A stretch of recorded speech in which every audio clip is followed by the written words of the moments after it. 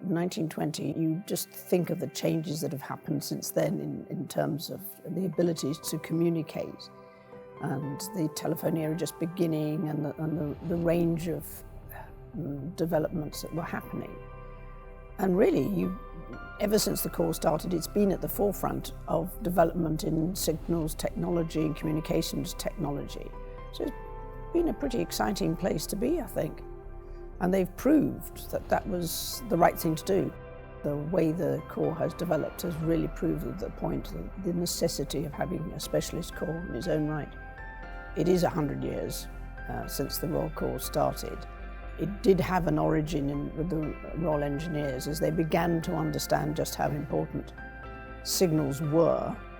But I think the Royal Corps' formation in 1920 and the consequences of the First World War and the efforts, the scale of the operation, really brought home this was a trade in its own right, and it needed to be a focus of people's lives to make it work really well. I think what makes it stand out as a corps and as a trade is it is a very specialist technical skill, and you never know where you're going to find that skill, and it's being open to take people who have that skill and that ability from anywhere, because they can all make a difference.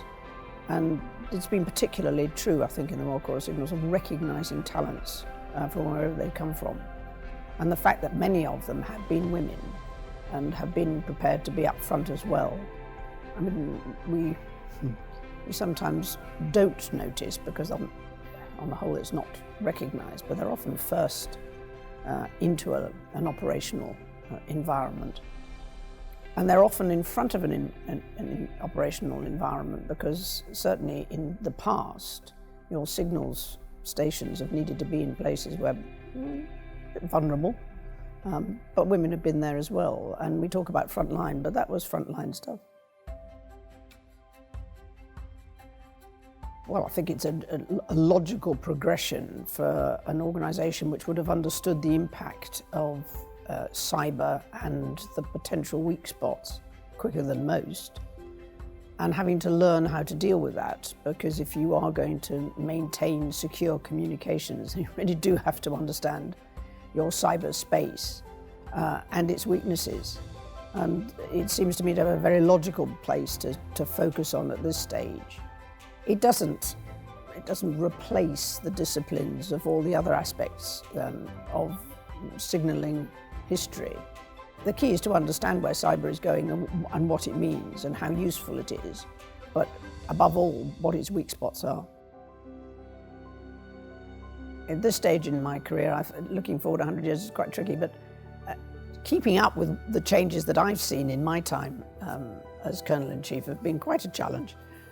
And trying to look forward far enough that you can see what might be going to happen is even more of a challenge, I think. And we hear every day the sort of the problems that come from the technology and its ability now, and the discussions about security affect across the board.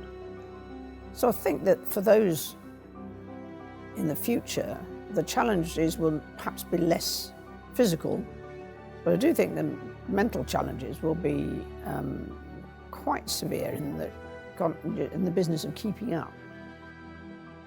Being able to find a way of withstanding what look like inevitable challenges, because that's what technology does to itself, and how you stay abreast of that, and how, if you're going to be operational in the old-fashioned sense, you can guarantee that things are going to break and fail, is how you also maintain the ability to mend and make do as you go, so that you can still remain in communication with those who really need it.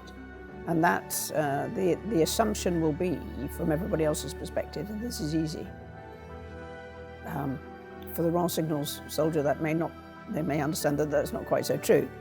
It would be really nice if during this centenary year we can seriously raise the profile of just how important the Royal Corps of Signals and its members are to the whole of the military.